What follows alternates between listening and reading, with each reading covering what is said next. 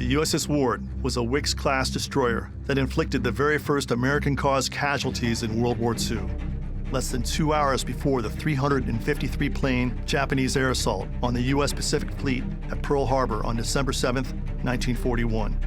Prior to the attack, the USS Ward, under the command of Lieutenant Commander William Outerbridge, was conducting a precautionary patrol near the entrance to Pearl Harbor when she successfully pursued and sank a Japanese Koyoteki-class two-man mini-submarine as it attempted to enter the harbor, one of 5 such submarines deployed by the Imperial Japanese Navy on the morning of the attack.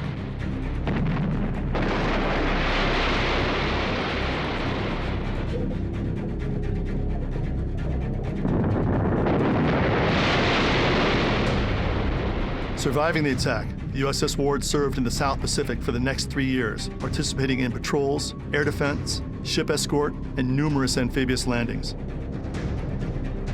On the morning of December 7, 1944, exactly 3 years to the day after she fired the first U.S. shots of World War II, the USS Ward was struck by a Japanese kamikaze bomber, impacting her hull amidships and bringing her to a dead stop.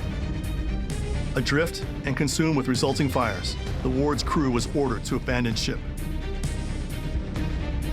The nearest American destroyer, the USS O'Brien, was ordered to sink the Ward. Yet, in a second eerie coincidence of the day, the USS O'Brien's captain was William Outerbridge, the same man who had skippered the USS Ward during her historic action off Pearl Harbor exactly 3 years ago.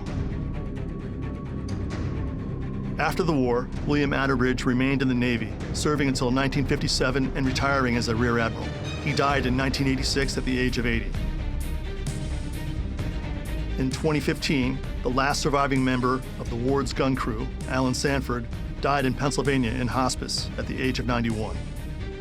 In December of 2017, the remains of the USS Ward were discovered in Leyte Gulf, just 700 feet below the surface. The Ward's No. 3 gun that delivered the first American shot in World War II is presently displayed on the state capitol grounds in St. Paul, Minnesota. And the remains of the mini-sub the USS Ward sank were discovered in 2002, 1,300 feet below the surface, just outside of Pearl Harbor. The USS Ward, one of 102 ships present at Pearl Harbor on the morning of December 7, 1941, is remembered in the proposed crest for the Navy's newest aircraft carrier, the USS Doris Miller, CVN-81, the cornerstone of freedom.